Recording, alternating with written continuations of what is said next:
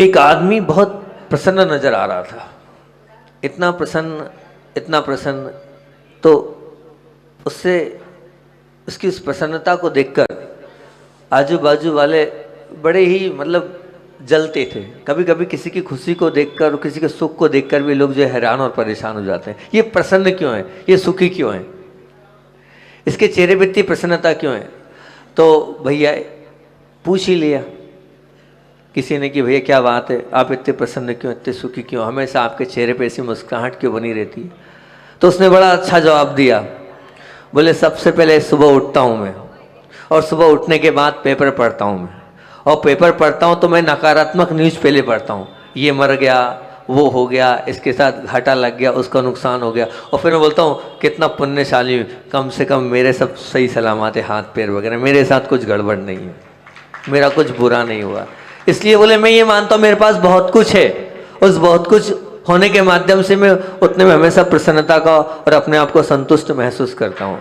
लेकिन बस यही है, हम हैरान क्यों हैं, हम परेशान क्यों हैं, हम दुखी क्यों हैं, पीड़ा में क्यों हैं, हम कष्ट में क्यों हैं?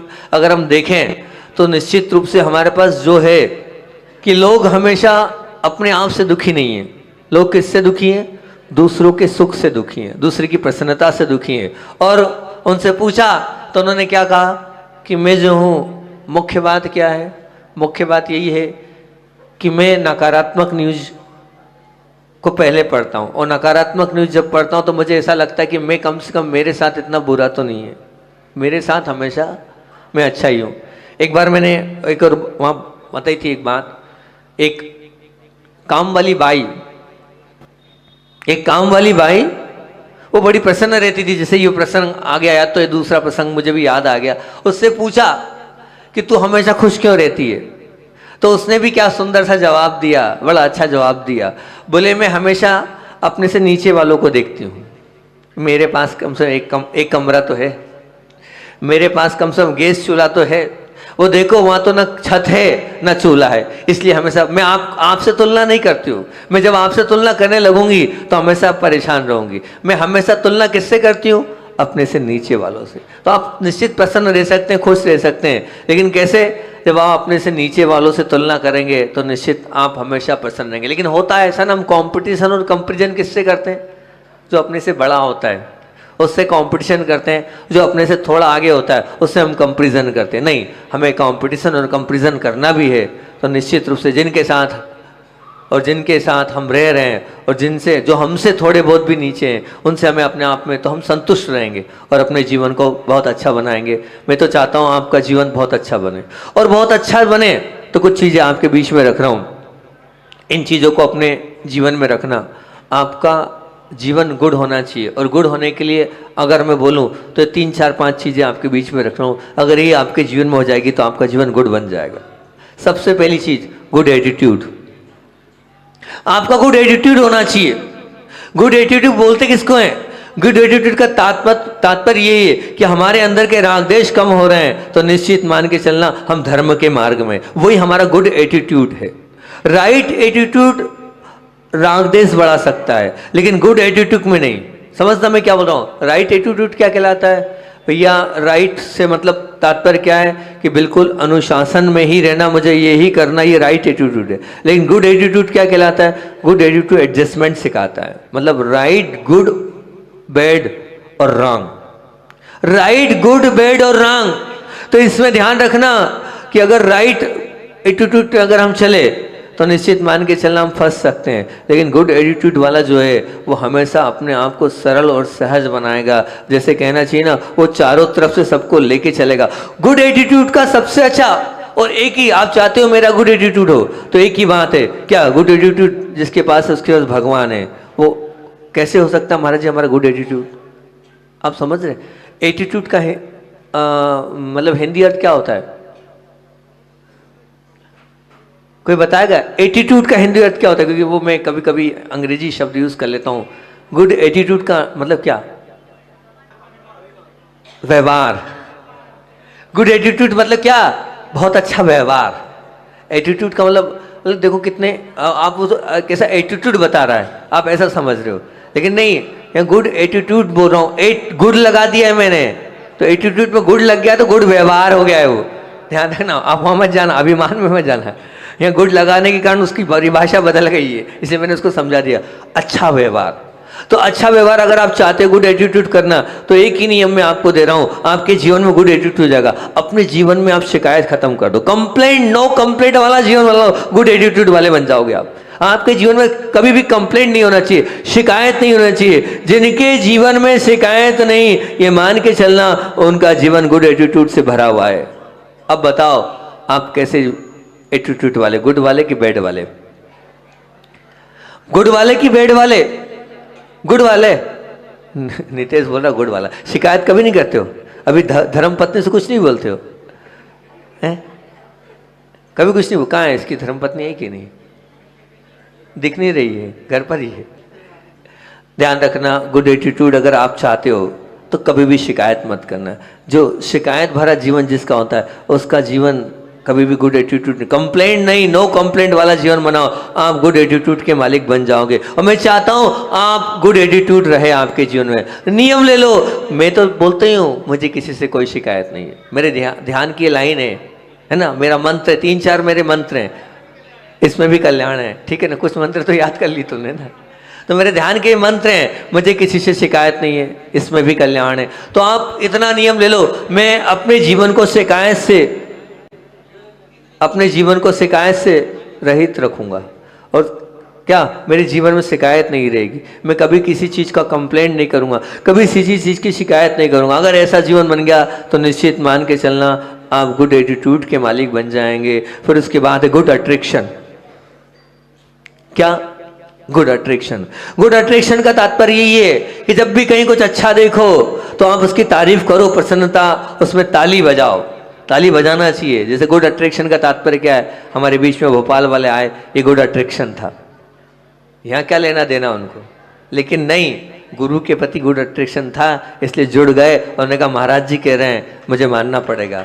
उन्होंने यूं नहीं कहा, नहीं, ताली जोर से बजनी चाहिए उनके लिए, और जोर से बजनी चाहिए। ये गुड अट्रैक्शन है।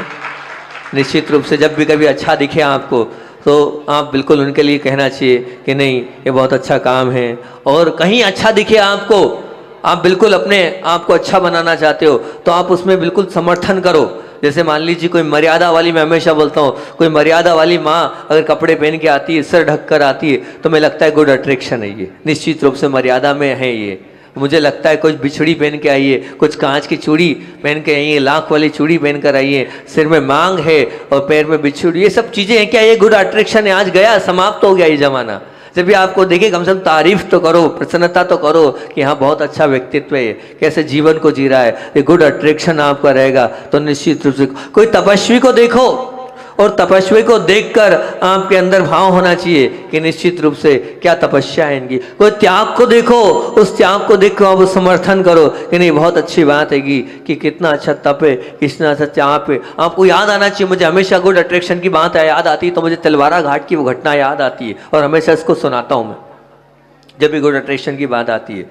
देखो एक छोटा सा बच्चा बंबई जैसी महानगरी में रहता था और वो आया वहां पर शुद्ध भोजन लगाने। ठंड की बात थी, हम लोग ठंड में विहार करके दिलवारा घाट पहुंचे और इतनी ठंड कि सचमुच में बाहर जैसे निकलते थे तो निकलने के बाद बस किसी तरह से भी अंदर पहुंच जाए ये इच्छा होती थी। मतलब हम लघु शंका के लिए भी अगर जा रहे हैं तो बड़ी मुश्किल से निकलते थे, इतनी कड़ाके की ठंड जबलपुर में पड़ रही थी। और उस ठंड में वो जो बालक था वो वहाँ आया, बम्बई में ऐसी में रहने वाला वो छोटा सा बालक। और जब वो बालक आया तो मुझे क्या पता क्यों बच्चों से बड़ा प्रेम है। मैं बच्चों को देखता हूँ तो बिल्कुल बच्चा बन जाता हूँ। मेरी ये कमजोरी और कमी है, मैं इसको ठीक नहीं कर पाया। अचाशी ने भी एक बार समझाया था, दुर्लभ सागर इतना नहीं करते, लेकिन मैंने कहा क्या करूँ, वो हो जाता है मेरे साथ। बस उस बच्चे को देखा, उस बच्चे को देखकर मैं, जबकि मैं मौन रहता था, उस समय की बात है, लेकिन उस सुंदर से उस बालक को देखकर मैं उसकी तरफ देखे। मैं हालांकि उस जमाने में किसी को देखता भी नहीं था, बड़ी मुश्किल से निगाह उठती थी, लेकिन उसको देखकर मेरी निगाह उठ गई और मैं उसको देखता रहा। मैंने उसको बुलाया और फिर उस बच्चे को बुलाया, मैंने कहा, उससे इशारे में पूछा, मैंने कहा ठंड लग रही है?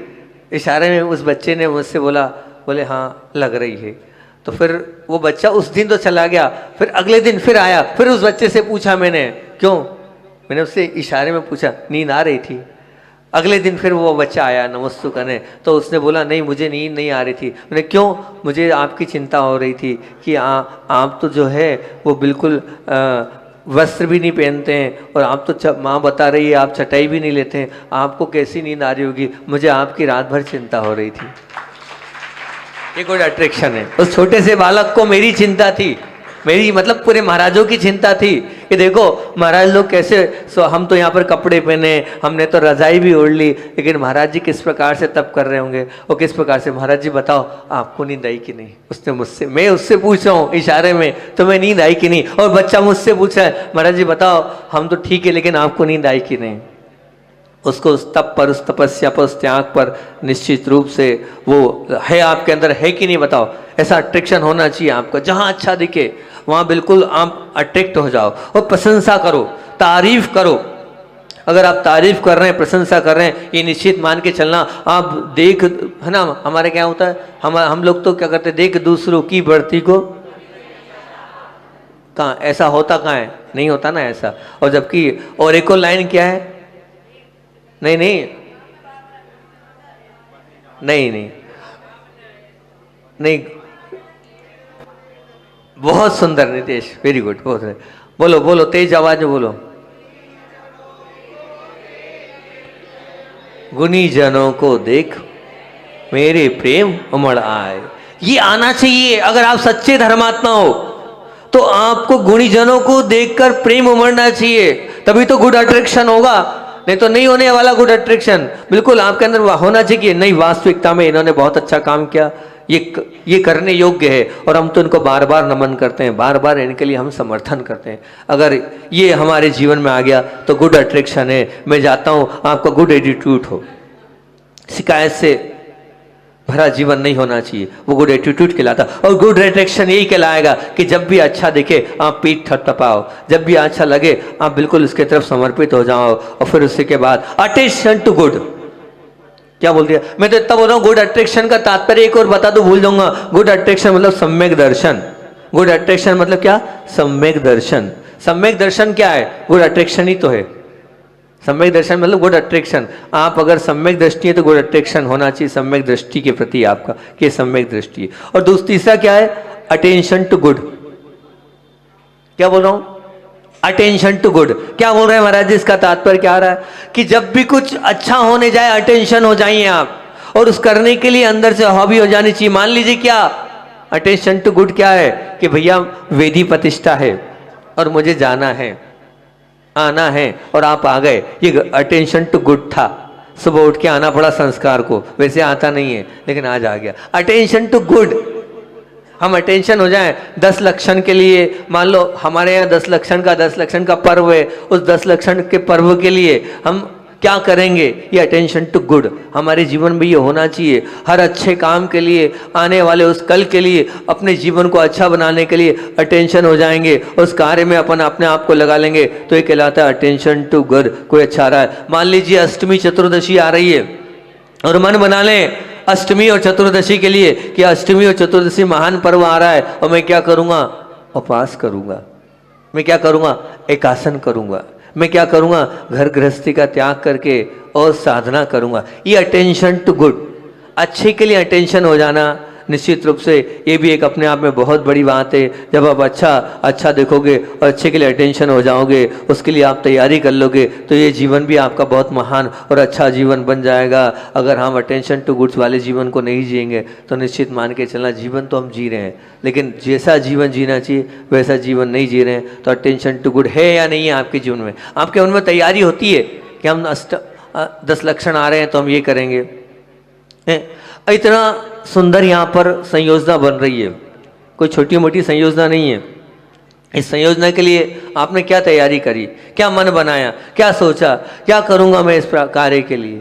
मैंने तो तैयारी कर दी, अटेंशन टू गुड होकर इतना सुंदर नक्शा बनवा दिया, और जितना हो सकता था उतनी प्रतिमा में जितना अपना मार्गदर्शन देना था मैंने दे दिया। लेकिन आप लोगों ने अटेंशन टू गुड क्या किया? क्या सोचा कि मैं ये करूँगा? इतना कर लो अटेंशन टू गुड। क्या करना? आप इतना कर लो, इतने अटेंशन हो जाओ कि जब तक भगवान विराजमान नहीं हो जाते हैं इस वस्तु का मैं त्याग करता हूं। नहीं चाहिए आपका धन, बहुत है, यूं ही आ रहा है, कमी थोड़ी है कि हमारे पास धन की कोई कमी नहीं है। अब मत धन दो, लेकिन एक न एक वस्तु का त्याग कर दो कि जब तक भगवान और ये वेदी नहीं बन जाती, अटेंशन टू गुड कहलाएगा कि हाँ हम इस वस्तु का त्याग करते हैं, और जब उस इतने दिन तक के लिए हमारे जीवन में इस चीज़ का नियम हो गया, ये हो जाएगा तो बहुत अच्छी बात होगी, ये मान के चलना आपने बहुत अच्छा कर लिया। और फिर उसके बाद गुड एक्शन, क्या उसके बाद गुड एक्शन। गुड एक्शन का तात्पर्य क्या है, ध्यान रखना कि पाप करने से ज़्यादा मौका आपको धर्म करने का मिलता है। पाप करने से ज़्यादा मौका आपको धर्म करने को मिलता है। पाप करने का मौका बहुत कम मिलता है, क्यों? पाप करने के लिए स्थान चाहिए, पाप के लिए मन तो हमेशा तैयार रहता है, लेकिन क्या है वो उतना माहौल पाप करने का नहीं मिल पाता। मान लो सिगरेट पीना है आपको, तो अब क्या है कि अब सबके सामने नहीं पी सकते। अरे भैया उसके लिए सबके सामने थोड़ी पी सकते, थोड़ी बहुत लोक लाज भी हैगी। तो पाप करने का मौका बहुत कम मिलता है, आपको आगे पीछे होना पड़ेगा, छिपना पड़ेगा, फिर सिगरेट पियोगे आप। सबके सामने सिगरेट नहीं पी सकते आप। तो पाप करने का मौका कम मिलता है, लेकिन धर्म करने तो क्या है, वो तो बल्कि और सबके सामने करने का और बहुत अच्छा है। उसको देखने के बाद तो सब मोटिवेट होते हैं, उसका मौका ज़्यादा मिलता है। उसके बाद भी व्यक्ति क्या करता है, छिप छिप कर भी करेगा, लेकिन पाप ज़्यादा करेगा, वो धर्म कम करेगा, धर्म उसके जीवन में कम आएगा। तो गुड एक्शन, मेरा कहना यही, आपके जीवन में गुड एक्शन भी होना चाहिए। जितनी हो सके उतने गुड एक्शन से आप जीवो। गुड एक्शन का तात्पर्य मौका मिले छोड़ो मत। आपको मौका मिला था 4 महीने 5 महीने शुद्ध भोजन बनाने के, गुड एक्शन थी आपकी। कौन गुड एक्शन का मालिक बना? जिसने 5 महीने तक लगातार शुद्ध भोजन बनाया, और किसी ने ऐसा भी नियम लिया कि हम तो 1 ग्रास भी देंगे, लेकिन देंगे पूरे 5 महीने देंगे। ये गुड एक्शन थी आपके जीवन की, इस पूरे चातुर्मास की। कौन ऐसा है का जना जिसने माना कि नहीं हमने पूरे 5 महीने महाराज जी को आहार देने का प्रयास किया? कोई है एक आध गुड एक्शन वाला? ये गुड एक्शन थी। ऐसी गुड एक्शन हमारे जीवन में है या नहीं? जब भी मौका मिले तो उस गुड एक्शन, ऐसे गुड एक्शन को आप नहीं छोड़ेंगे तो निश्चित मान के चलना मौका मिल गया। पूजन करने का मौका मिल रहा है, कभी छोड़ना नहीं। अभिषेक करने का मौका मिले, कभी छोड़ना नहीं। अगर मौका मिल जाए तो उससे पीछे नहीं हटना, क्योंकि हमारे जीवन का एक गुड एक्शन है। कब आएगा कोई भरोसा नहीं है, आगे मौका या अब हम उसको पूरा कर लेंगे तो बहुत अच्छी बात है। तो मेरे जीवन में मैं गुड एटीट्यूड का मालिक बनूं। गुड एटीट्यूड का मालिक यही है कि मैं शिकायत से रहित अपने जीवन को कर लूँ। मैं गुड अट्रैक्शन का मालिक बनूँ, अर्थात यही है कि मेरे जीवन में क्या हो जाए, कहीं कुछ अच्छा दिख जाए उसकी प्रशंसा कर दूँ। और मैं अटेंशन टू गुड, अर्थात अटेंशन टू गुड का तात्पर्य यही हैगा कि क्या करूं, जब भी कोई ऐसा अच्छा कार्य आए उसकी तैयारी पहले से कर लूं, अटेंशन हो जाऊं, उसकी तैयारी में लग जाऊं। और गुड एक्शन, जब मौका मिले तो उसमें एक्शन कर लूं, और उस कार्य की संयोजना में अपने आप को लगा लूंगा, तो ये गुड एक्शन हो जाएगी मेरे जीवन की। नहीं तो ध्यान रखना, पूरा जीवन है हम कर तो रहे हैं, लेकिन एक्शन जो हो रही है वो गुड की ओर नहीं हो रही है, तो बहुत अच्छी बात है। अगला गुड सॉल्यूशन, अगला बोल रहा हूं क्या, गुड सॉल्यूशन। गुड सॉल्यूशन का तात्पर्य क्या है महाराज जी? गुड सॉल्यूशन बोलते किसको है? आया समझ में नहीं आया? हाँ, जब भी आपको गुड सॉल्यूशन के लिए मौका मिले तो आप ध्यान रखना, सॉल्यूशन आप मत ढूंढना। जब भी उलझ जाओ तो गुड सॉल्यूशन के लिए गुरु के पास पहुंचना। वहीं से गुड सॉल्यूशन मतलब क्या, सॉल्यूशन का आप तो समझ रहे, समाधान। बिल्कुल ठीक, नगर पालिका अध्यक्ष महोदय ने बोल दिया, समाधान। आपको जब भी समाधान चाहिए और समाधान के लिए आप चाहते कि मुझे समाधान लेना है, तो समाधान कहीं मिल सकता, कहाँ मिल सकता है समाधान? कब मिल सकता है, किस स्थान पर मिल सकता है?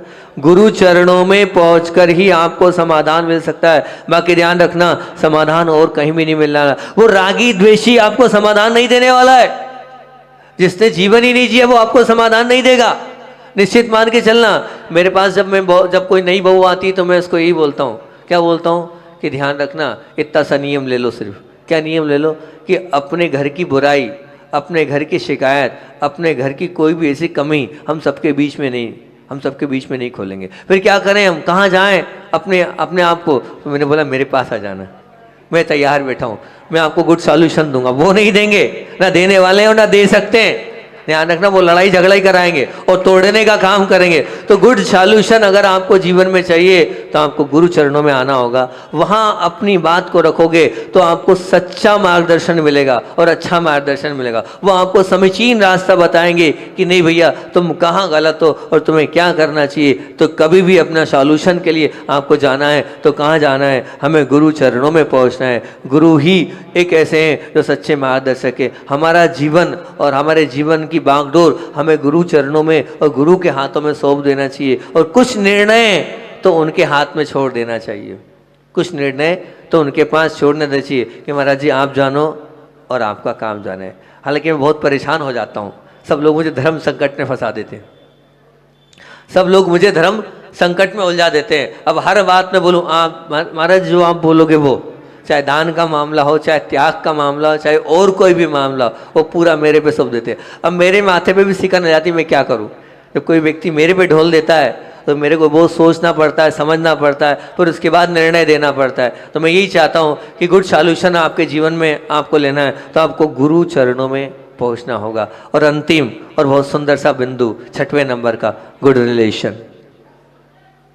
मैं आपको अच्छा बनाने के तरीके बता रहा हूँ, ये आपको बहुत महान बनाने के तरीके बता रहा हूँ, मैं आपके जीवन को उत्कृष्ट बनाने के तरीके बता रहा हूँ। गुड रिलेशन, तो मैं तो यही मानता हूँ रिलेशन हमारा है, लेकिन हमारा आजू बाजू वालों से रिलेशन है, लेकिन अपने परिवार में रिलेशन कैसा है, जिनके साथ हम जीवन जी रहे हैं उनके साथ हमारा रिलेशन कैसा है, उनसे अच्छा रिलेशन होना चाहिए। अगर उनसे हमारा रिलेशन है तो हम मान के चलना बहुत अच्छी बात है कि, और मान लो जिनके साथ हम जीवन जी रहे हैं उनके साथ ही हमारा रिलेशन अच्छा नहीं है तो क्या मतलब, कैसे बने रिलेशन। हालांकि सोनू बेटा है, मैं चाह तो रहा हूँ, वो प्रवचन अभी तक अधूरा ही रह गया है। गुड रिलेशन वाला, गुड कौन सा, बेस्ट फैमिली वाला। अब बेस्ट BEST की परिभाषा तो रोज़ बोली, लेकिन प्रवचन कर ही नहीं पाया मैं, और कर भी नहीं पा रहा हूँ मैं, क्योंकि अभी तो एक ही प्रवचन श्रृंखला आपको बहुत अच्छी लग रही है, काहे की, स्वास्थ्य वाली। बोले नहीं चाहिए महाराज, वो स्वास्थ्य वाली प्रवचन करो आप, तो उन्हीं बंधुओं को बोलो बहुत अच्छा बोल रहे हो। अब मैं अभी से पूछ लेता हूँ, आप तो ये बताओ कि कल भी प्रवचन करना है वहाँ गुलाबगंज मंदिर में जाकर, आप तो दो स्वास्थ्य वाली प्रवचन श्रृंखला करनी है, स्वास्थ्य वाली करनी है, उसी को आगे बढ़ाना है, वही वाली करनी, हाँ या ना तो करो, स्वास्थ्य वाली करनी है, ठीक है। घुटने वाला मामला चल रहा था उसको आगे बढ़ा के, और जो है और बेस्ट फैमिली वाला मामला जो है उसको छोड़ दे रहे हैं।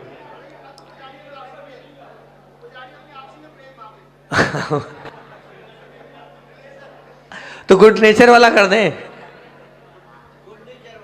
गुड नेचर वाला कर दें, बहुत अच्छी बात है कि हम तो चाहते हैं रिलेशनशिप बहुत अच्छी हो। बोल ही रहा हूँ, हमारा अगर रिलेशन, गुड रिलेशन अगर बन गया तो निश्चित मान के चलना हमारा जीवन महान बन जाएगा, हमारा जीवन उत्कृष्ट बन जाएगा। और हमारा जीवन महान उत्कृष्ट जब भी बन सकता है ये हमारे जीवन में ये सब चीज़ें आ जाएं। और अगर ये सब चीज़ें हमारे जीवन में नहीं है तो हमारा जीवन अच्छा नहीं बन सकता है। और अगर वो हमारी कौन कौन सी, तो इन 6 बातों को आप ध्यान रखना, बहुत अच्छे से ध्यान रखना। मैंने आपको जो 6 बातें बताई है, कौन कौन सी बातें बताइएगी, सबसे पहले कौन सी बताइए, गुड एटीट्यूड।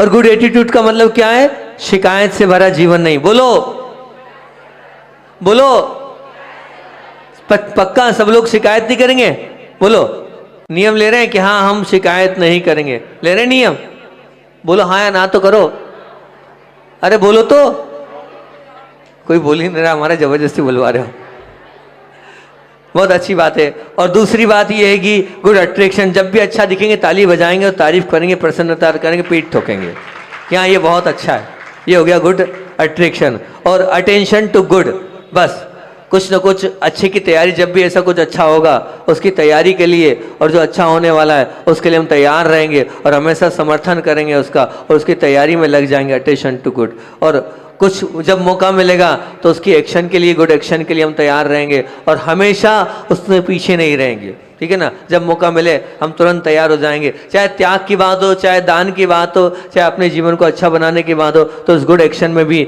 हम लग जाएंगे। और गुड एक्शन के बाद जो आपको बात बोली 5वें नंबर की गुड सॉल्यूशन, तो जब भी गुड सॉल्यूशन लेना होगा तो हम उस व्यक्ति के पास जाएंगे जिसके पास सॉल्यूशन देने की सामर्थ्य हो, जो हमें समीचीन रास्ता बता सकता हो, जो जिसने जीवन अच्छे से जिया हो, उसकी चरणों में जाकर अपनी बात को रखेंगे, वही हमें सच्चा रास्ता और सच्चा मार्गदर्शन देंगे। और अंतिम गुड रिलेशन, अगर अपने जीवन को अच्छा बनाना है तो रिलेशन हमारे अच्छे होने चाहिए और उन्हीं के साथ अच्छे रिलेशन हो जिनके साथ अब हम जीवन जी रहे हैं। और आज बहुत दिन हो गए आचार्य भगवान का संस्मरण सुनाया नहीं, आज तो आचार्य श्री की बात सुना ही देता हूँ, क्योंकि 2-3-4 दिन वो स्वास्थ्य वाले प्रवचन होते हैं, इतना हवड़ दबड़ होती है और हो ही नहीं पाता है और रोज़ छूट जाता है मामला गुरुदेव का। लेकिन आज सुना देता हूँ, आप लोग सभी सुनना है आचार्य श्री का संस्मरण, बहुत अच्छा संस्मरण सुना रहा हूँ। सन 2001 की बात है, हम लोग ब्रह्मचारी थे और ब्रह्मचर्य अवस्था में तिलवारा घाट में आचार्य श्री का चतुर्मास चल रहा था और पीछे की पीछे उस तरफ आचार्य श्री का पूरा संघ रुका हुआ था और हॉल में जहाँ मंदिर है पीछे आचार्य श्री हॉल में बैठे थे। हम वहीं पीछे आचार्य श्री जी के पीछे बैठे हुए थे और वहाँ देखा एक माता पिता छोटे से बच्चे को लेकर आए। वो छोटा सा जो बच्चा था, लगभग 2 साल का वो बच्चा था और 2 साल का बच्चा होने के बाद भी उसे वो ऐसी झोली में लेके आए। जब वो झोली में आचार्य जी के पास उस बच्चे को लाए तो वहाँ पर लाने के बाद आचार्य के सामने उस बच्चे को रखा और रखने के बाद आचार्य जी ने बोला, क्यों, क्या हो गया? तो बड़े ही माँ ने रोते रोते बोले आचार्य जी देखो कितनी अतिशयकारी घटना आपको सुना रहा हूँ मैं, कि आचार्य जी 2 साल का हो गया है लेकिन डॉक्टरी इलाज भी सब करा लिए, ये आंखें नहीं खोलता है। क्या नहीं खोलता है? ये आंखें नहीं खोलता है। ये आंखें खोलेगा कि नहीं हमें समझ में नहीं आ रही है। अच्छा श्री आप आशीर्वाद दो, कुछ हो जाए इस बच्चे का, हम तो बड़े परेशान हैं, बड़ी मुश्किल से तो इतने साल में संतान हुई है और संतान भी ऐसी हुई है कि जो आंखें नहीं खोलती है। अब बड़ी आश्चर्य की बात, अभी तक बाकी सब तो देखा था कि बोलता नहीं है, सुनता नहीं, आँख होने के बाद भी आँख नहीं खोले, ये पहली बार का मामला था। आचार्य श्री मुस्कुराए। आचार्य श्री ने जब भी कोई ऐसा आता था, देखो आचार्य श्री इतने दयावान इतना करुणावान थे कि वो टेबल लगी थी, बोले अंदर लाओ।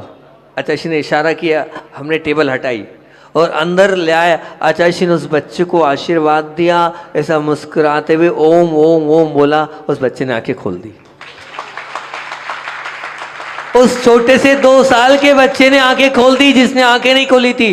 सोचो विचार करो, आचार्य श्री ने ओम ओम बोला और उस बच्चे ने आंखें खोल दी। साक्षात मेरे सामने की ये घटना थी।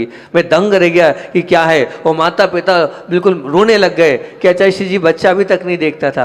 आचार्य श्री ने आशीर्वाद दिया, नहीं अब सब अच्छा हो जाएगा। आचार्य ज्ञान सागर जी महाराज जी की जय बोलो। सब आचार्य श्री ज्ञान सागर जी महाराज जी ने ठीक किया और उनको बार बार याद किया। मुझे वो घटना याद आ गई। अगर आप पुराण ग्रंथों को उठा के देखोगे तो पुराण ग्रंथों में एक घटना मिलती है, आपने अगर सुना हो तो। कौन सी घटना मिलती है कि 923 पुत्र थे। किसके? भरत के 923 पुत्र थे और वो बोलते नहीं थे, मुख से आवाज नहीं निकलती थी, परेशान थे कि भैया ये बोलते नहीं है, बोलते नहीं है, बोलते नहीं है। लेकिन जब किसके दर्शन किए?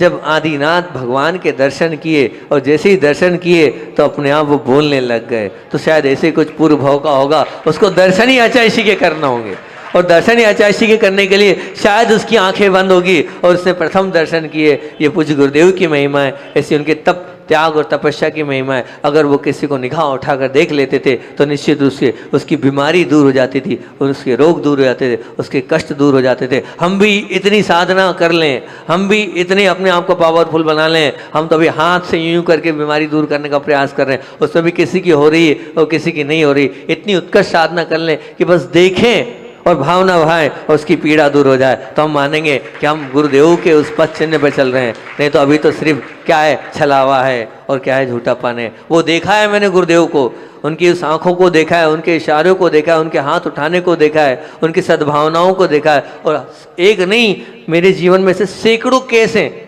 जो गुरुदेव ने ऐसे ठीक किए। तो ऐसा लगता है जैसा उनने किया है वैसा मैं भी बन जाऊं, क्योंकि जब उनको ही देखकर दीक्षा लिए तो उनके जैसे वो कार्य हो जाए, ताकि जितना सबका भला हो सकता है सबका भला हो। इसी भावनाओं के साथ बोलिए आचार्य भगवान विद्यासागर जी महामुनि राज की।